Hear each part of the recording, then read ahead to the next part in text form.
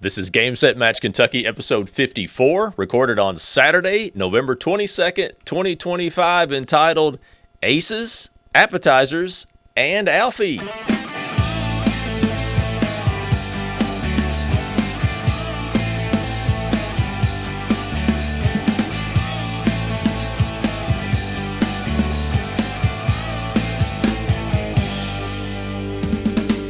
Hey everybody, it's time for another episode of Game Set Match Kentucky, where we talk about all things related to tennis in Kentucky, especially the Central Kentucky Tennis Series. I'm Chris Godby, the chairman and one of the founders of the CKTS, where the lines are good and sandbagging is for golf. I'm here on a Saturday morning, on a chilly Saturday morning in Russell Springs, kind of dreary outside. Chad Young is at his office in Bowling Green, and you just came off the court, as I understand. Yeah, what am I doing here on a Saturday morning? At least it's not working. No, we played this morning, and so, you know. Now, how many guys are in the little group that played this morning?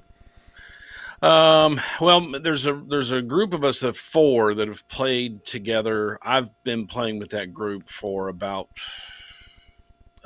16 years now, and we play Saturday and Sunday mornings early, and but two of them were missing this morning, so we had a couple fill-ins.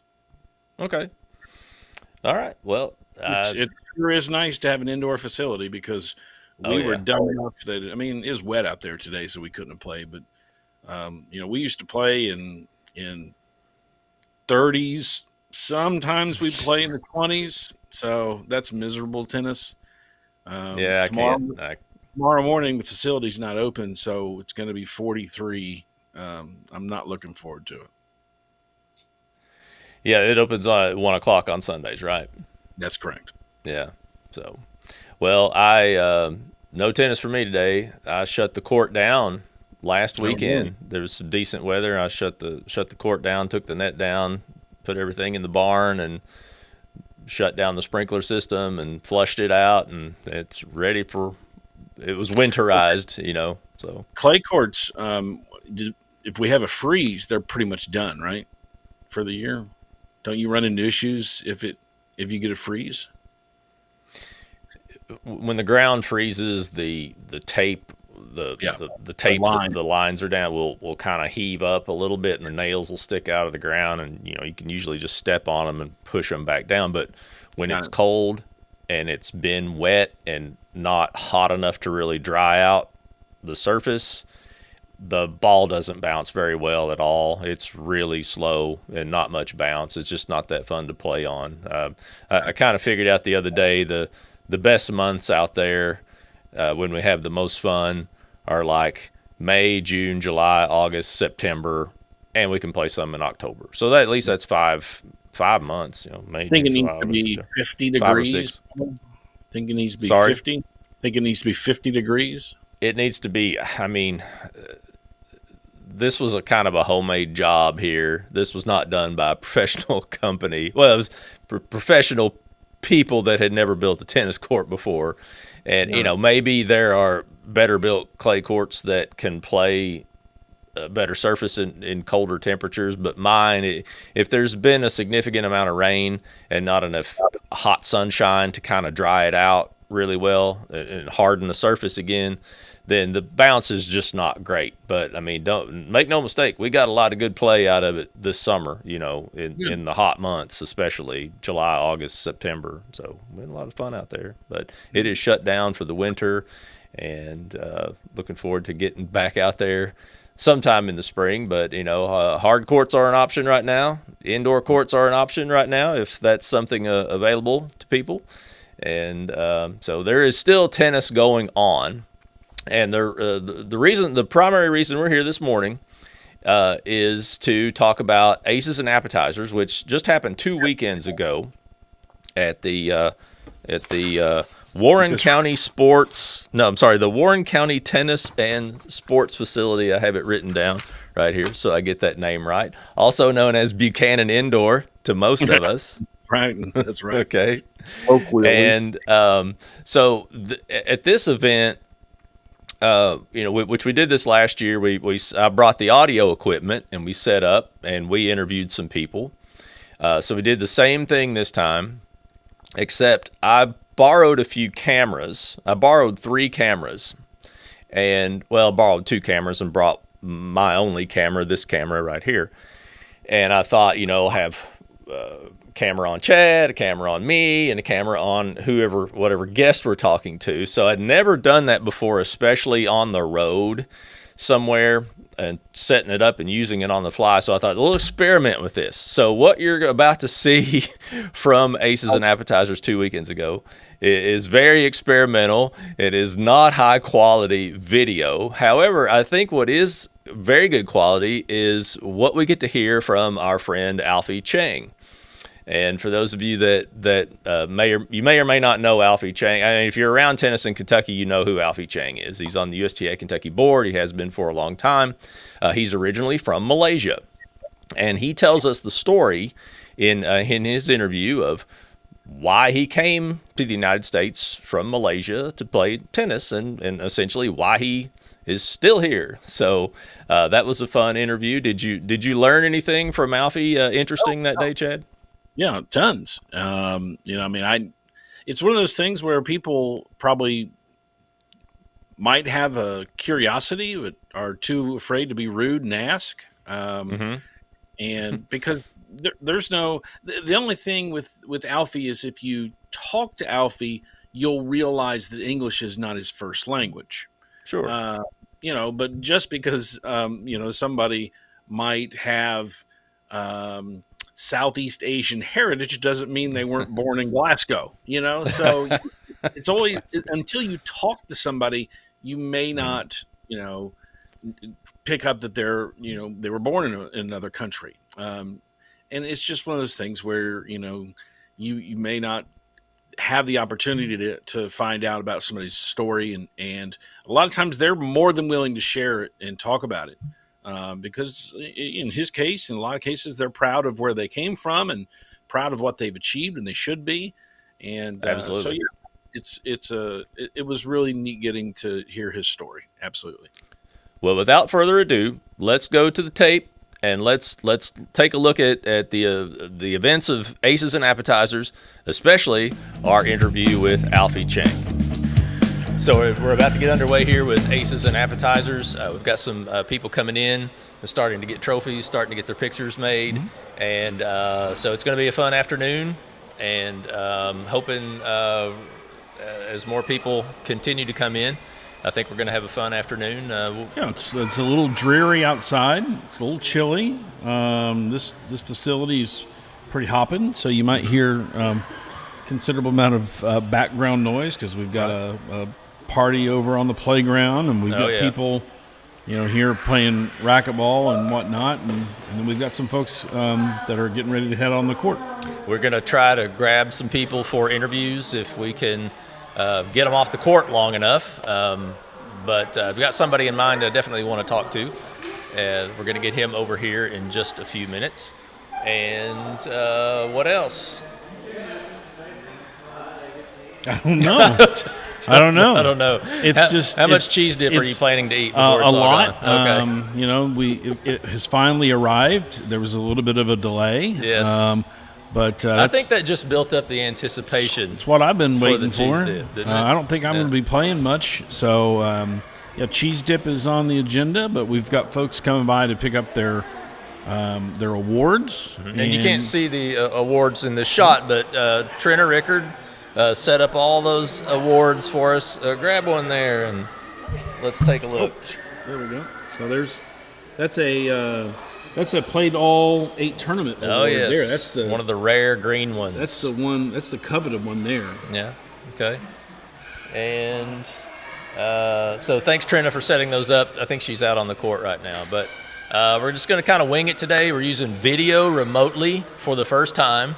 So I know this shot isn't lined up just great, and we've got the Coke machine behind gray us, wall and the Coke machine behind us, but our guest will have a nice backdrop behind them when we get somebody in the chair here coming up soon. All right.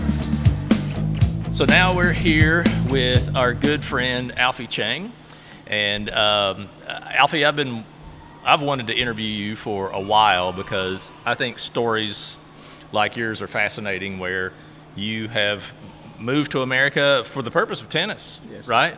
So I just wondered if you would just kind of give us the whole backstory on where you're from, how you got here, and why you're here, and why you stayed.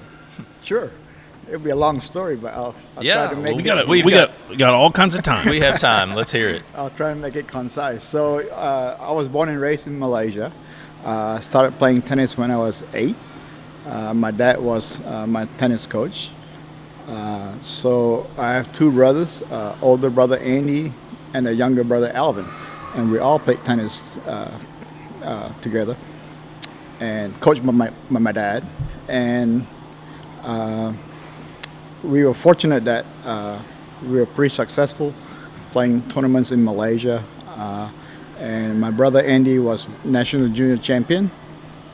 He was 4 years older than me. So when he was after high school, he wanted to come to the U.S. to play college tennis.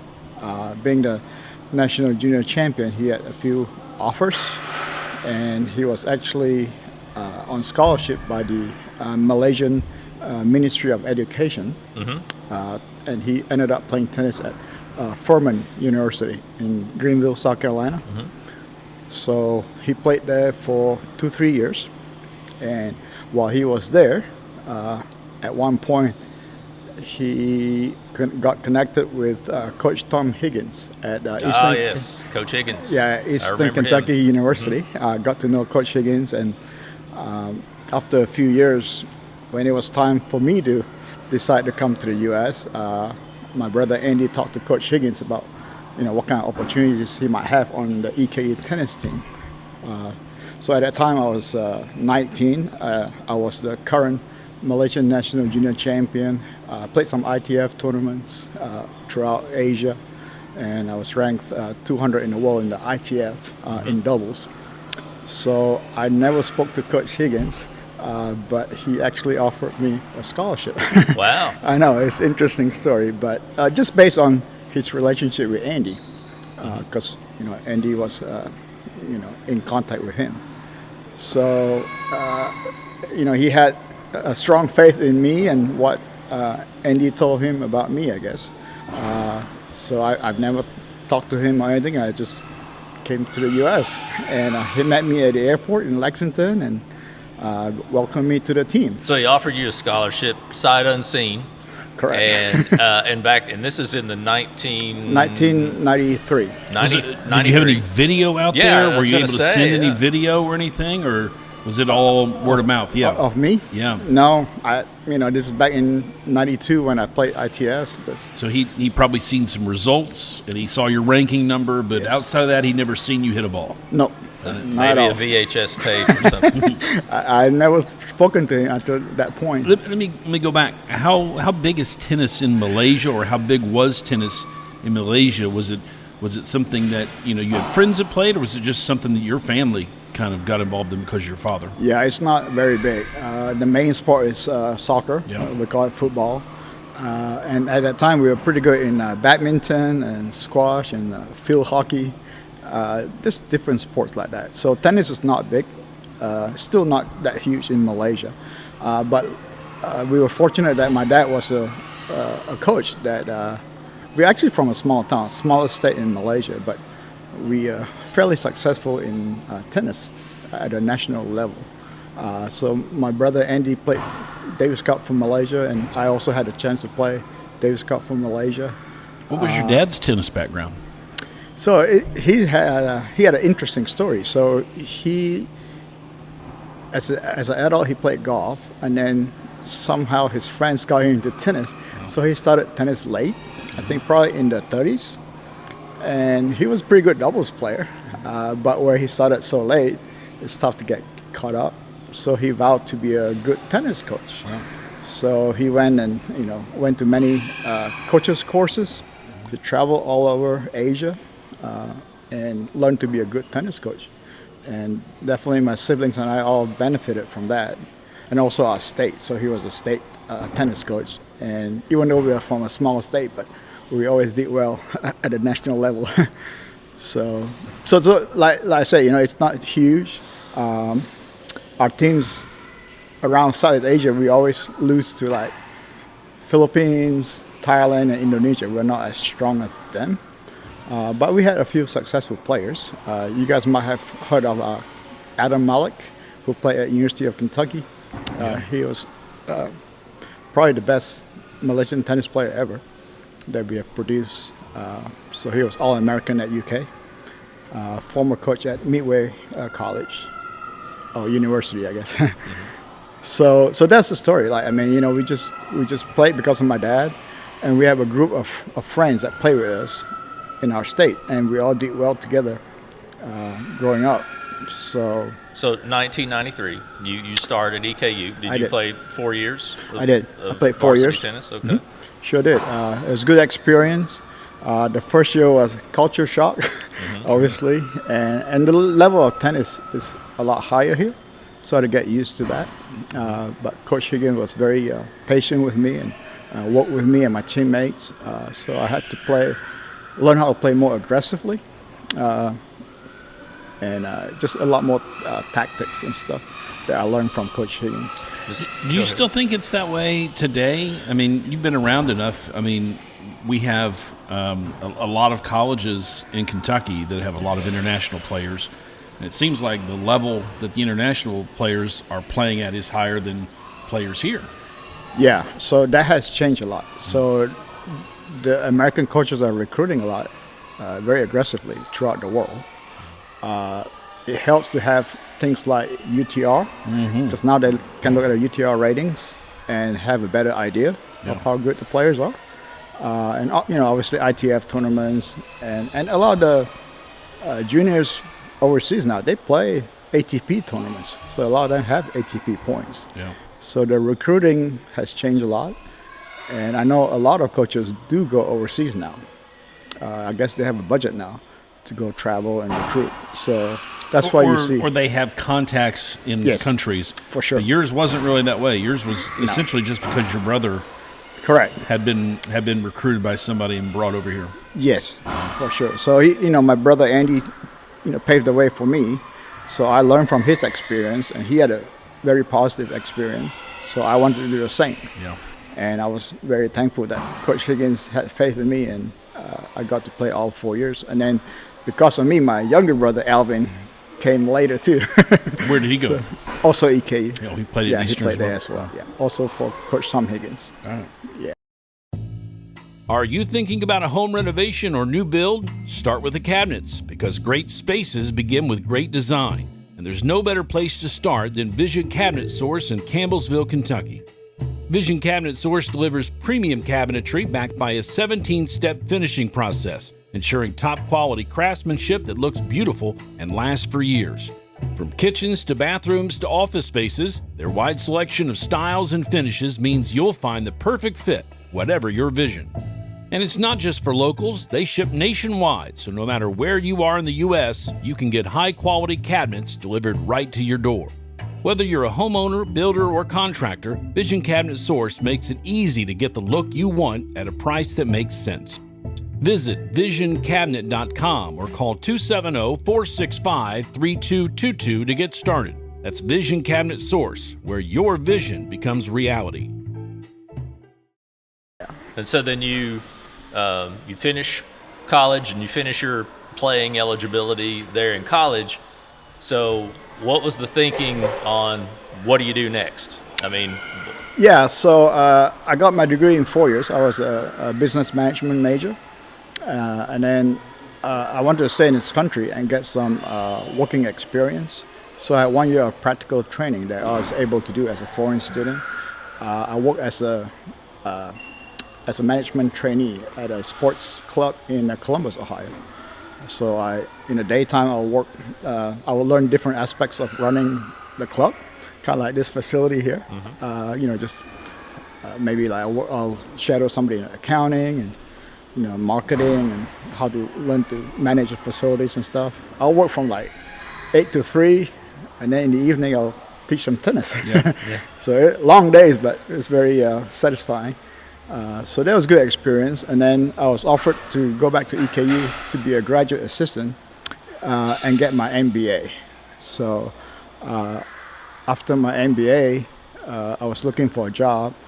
And I did get a pharmaceutical job down in Somerset, Kentucky. Okay. Didn't know anybody there. That was my question. How did you end up in Somerset? So, okay. Yeah, so I went there for a job, really. And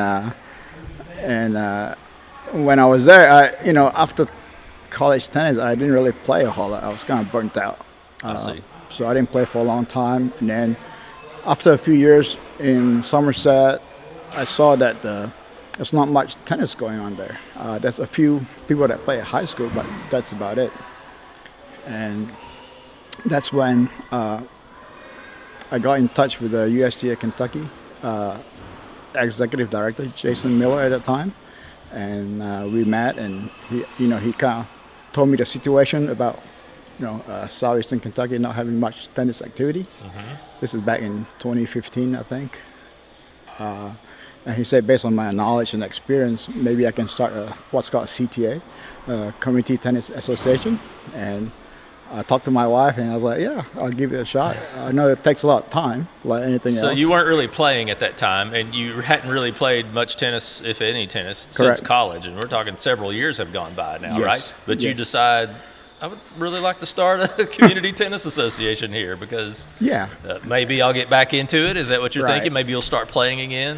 Well, I was brought up by my dad. So my dad was the vice president of Malaysian Lawn Tennis Association. So he was big on grassroots tennis. Uh-huh. So I saw him do, some amazing stuff with, improving the level of tennis in Malaysia. So when I talked to Jason Miller, and I got to know that USTA had a lot of resources that I can tap into to Yes. start something. Like you guys know, it's not easy to start something from scratch. So they were very big supporters. So I appreciate them. And also John Herring at that time, he helped me a lot. So based on the resources from USTA Kentucky, I was able to get together some of the involved parents of high school players. I put them on my board. That's always helpful because they have a vested interest. And I obviously tap into the high school coaches at that time who already had the connections and whatnot. So we started out with a board of like 8 to 10 people. And the first thing we did was, because we didn't have any of our own facilities, we went fully supportive of the high school program. So we tapped into that market. We had junior clinics for 7 to 12-year-olds. And then we had a few adult tennis apprentice programs for beginners. And then eventually we started tournaments. And the first tournament was, we talked to Chris Godby through Dwayne Harris. Who's that? So I think, Chris, at that time you said that Somerset used to host CKTS tournaments? Somerset had a CKTS tournament from like 2003 to 2008. I'm just ballparking. Yeah. Right. And the director that we had for that tournament, Cliff Randall, rest in peace, he moved to Louisville and sort of abandoned that tournament. He didn't abandon it; he moved. Right. But Yes. but the tournament was sort of abandoned, I guess, Yes. in favor of larger places, that had more courts. But Right. we're definitely glad to be back there for sure. Yeah, I mean, at that time, where Lake Cumberland Tennis Association was trying to grow tennis, we need tournaments. So we appreciate you reaching out to us and, us able to do that, because as a young CTA, we were not sure that's something we could organize successfully. So the first year was, we didn't have many players yet. I think it was like 80 players. But we grew from there. That's not terrible anyway. No. 80 players isn't terrible. For a first year? Yeah. Yeah, absolutely. definitely. I seem to remember that we had a hole in the schedule maybe that year. And I may have come to you. It may have been a very mutual thing that first year, they need us and we need them. Yeah. And I think Dwayne Harris was very influential in all that. You know, you have a closer relationship with Dwayne at that time, and he was the big one to push us towards that direction. And Jason Ford obviously was a good resource, big supporter. Sponsor of a tournament as well. So I've heard of Jason Ford. That name sounds familiar. You make cabinets? Is that what he does? They do Plays a something little with, tennis. with woodworking. Yeah. I think it is. he might be a sponsor of CKTS or something. Oh, I think their logo is right behind Alfie there. Vision Cabinet Source. No, Jason's been great. He's on our board at LCTA, so he was definitely big on helping us grow tennis in our area. So, that's... And, part of the inspiration for me was my dad wanted me to do it because he was successful in doing it in Malaysia, but it's also, I was doing it also for myself to give back to the community, right? So I had the scholarship from EKU, so pretty much Kentucky gave me that scholarship, so that's my way of giving back to Kentucky. So Alfie's son, I think, won the boys 12s on the CKTS this year. Yes.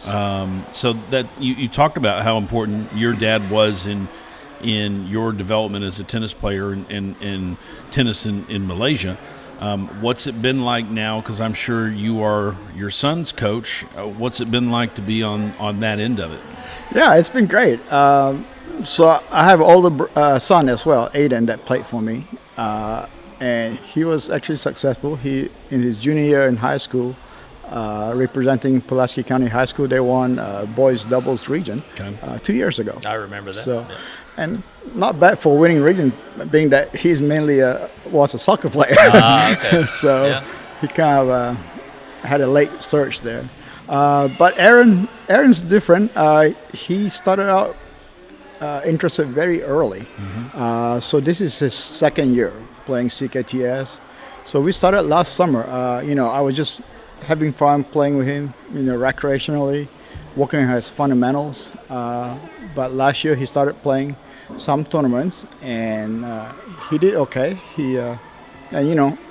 As you start winning, you get more interested in playing more and more. And he's tried his hand at the 14 and over also, right? Yes, he did. Yes. Challenging himself. And did you contribute to that? Did you encourage him to do that? Yeah, we play a lot more 14s this year, simply because our long-term goal is this coming spring, he'll be eligible to play in high school tennis. So this year we played 12s and 14s so that he's exposed to bigger boys who might be bigger than him, hit harder, more topspin. So in order to do well in the high school season, he needs to get a look at that, have a taste of that. And he's done pretty well. Other than some of your champions here, Roger and Sawyer, I think he came in third in the 14th. Yeah, So, not bad for a 12-year-old. And I think he learned a lot. And I think playing those players help him improve a lot, because when you're playing players who hit harder and faster, you have to force yourself to get ready quicker and anticipate more. So I think that's just going to help him in the long run. So back to your question, it's been great because I've been through this with my dad, so now it's my turn to give back to Aaron, and as a parent, you kind of have to balance it out, right? Yeah. So part of you want to coach him, but not push too hard because you know what that can do as well. So you got to keep a nice balance between a relationship with the father and son as a coach and a player. So I had to keep that in check all the time. This year's the first time that Chris and I had ever played tennis against one another. Really? You had to bring that up. Well, I bring it up because Alfie and I have been on opposing 40 and over 4-0 men's teams for the last several years. Yes. We have never played against one another. Where'd you all play? Well, no, I'm saying and I have not played. Yeah, but you guys. We played here. Okay. We played in both of my tournaments, right? We played in the Sidcast. Okay. And we played in the Puppets tournament. Nice. But, Alfie and I have, been on opposing teams for several years. Yes. We've never been on the same court. So it's probably good for me that it hasn't happened yet. So he could still play. He says his knees are bad and everything, but I think he's just doing that to to sound low At key. our age, at our age, something is always hurting, right? Yes. Yeah. So I think it's important. Like, if I'm going to be president of Lake Cumberland Tennis, then I need to be playing, Yeah. right? So I try my best. It's not fun to play when you're hurt because you're, Right. you're frustrated all the time and whatnot.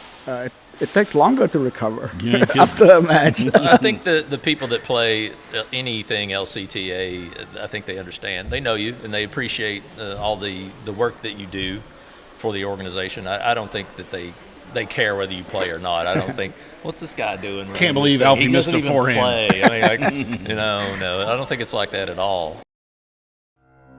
I'm Dave Portnoy, and I'm asking for your help in supporting the Tunnel to Towers Foundation as it continues to pay off the mortgages for fallen first responder and Gold Star families who died in the line of duty and left behind young children. Not only that, but they also build mortgage-free smart homes for catastrophically injured veterans and have recently committed to eradicating homelessness amongst our veterans.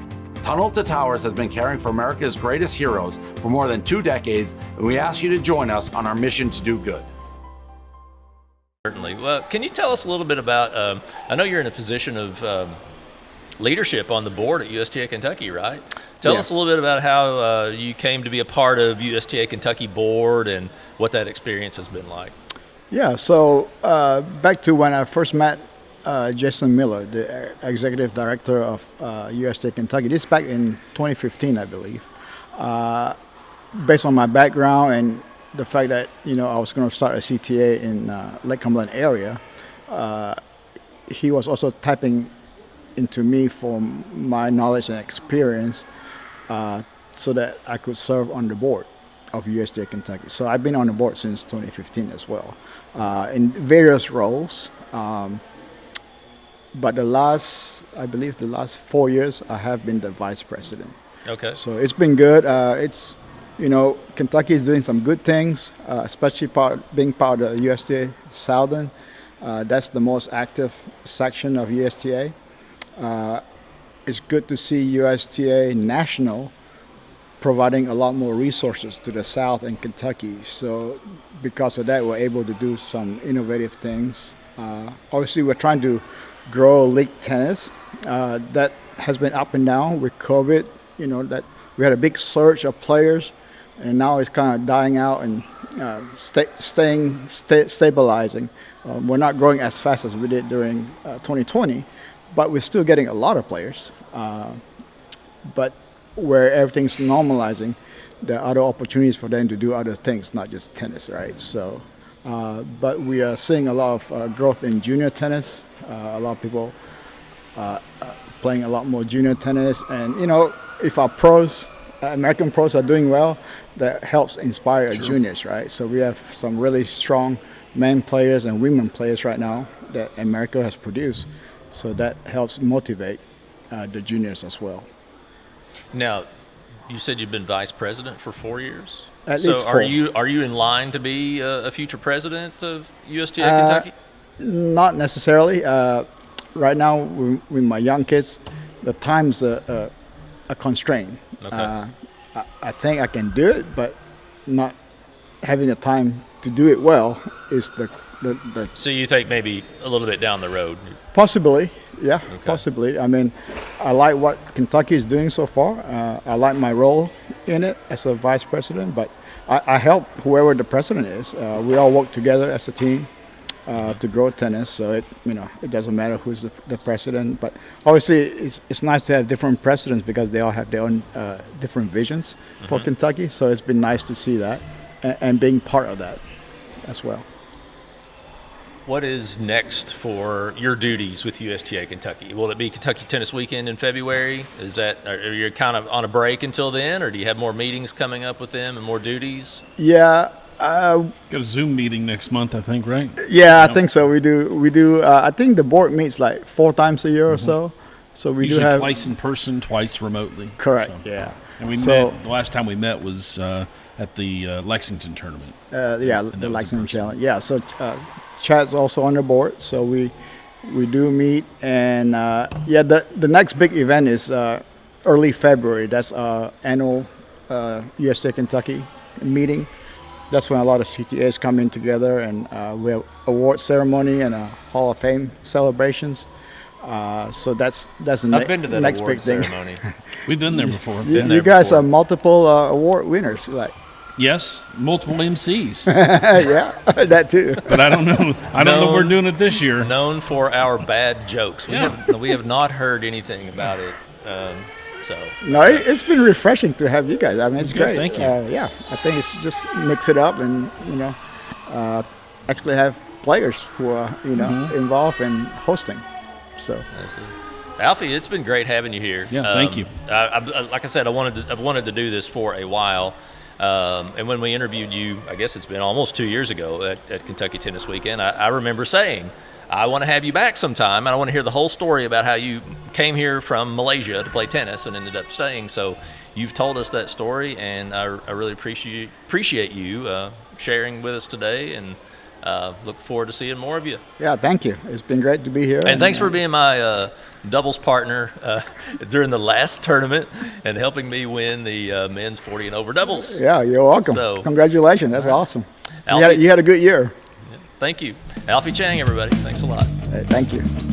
So there you have it. There's a look at Aces and Appetizers 2025, which we held a couple of weekends ago on November 9th at the Warren County Tennis and Sports Facility. I will never remember that exactly right. It's rolled off your got tongue that Buchanan in the brain. It rolled off your tongue there. Well, it rolled off the paper right here, too. It's right here on this paper.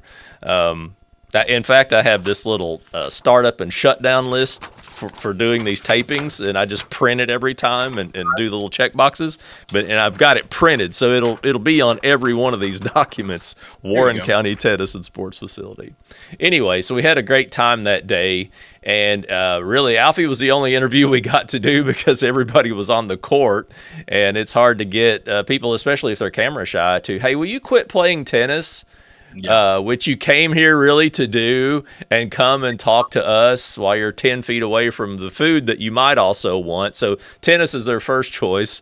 The cheese dip is their second choice.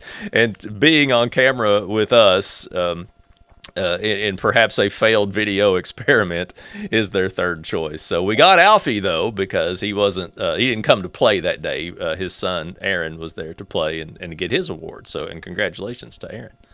But anyway, any final thoughts on that weekend before we go? I would say if you're a local, if you're a Bowling Green person and you didn't come get your award, I probably have it in my office here. Chad probably has a table full of awards. I brought several home. I mean, that happens every year, whether we have a good crowd at these events or not. We always have a lot of awards that aren't picked up, and I brought what Chad didn't keep there for the Bowling Green people. I have them with me, and you'll just have to get those at the summer 2026 tournaments. They'll probably be in the trunk of my car, and we'll hopefully get rid of most of the rest of those. I still have some 2024 awards. I still have 2023, 2022. I still have some of those too. So they make they take up some nice space in my basement. But anyway, that's a look at Aces and Appetizers 2025. I want to thank everybody for watching. I don't have any notes in front of me. We're on all the usual socials that we're on. If you're finding this episode right now, you can find it next time. And there is no Hawkeye today, but Hawkeye says we are out. And it's until like we're playing a challenger in South America. There's no Hawkeye system in place here. Okay, well, here it is anyway. You did. I mean, I've got it. I might as well use it, right? No. Does it sound a little quiet to you? Out. Oh. Okay, yeah. I had the sound effects volume down. I'm still experimenting with things here, with the cameras and just different stuff, It's exciting. Anyway, until next time, I'm Chris Godby with Chad Young, and this has been Game Set Match Kentucky.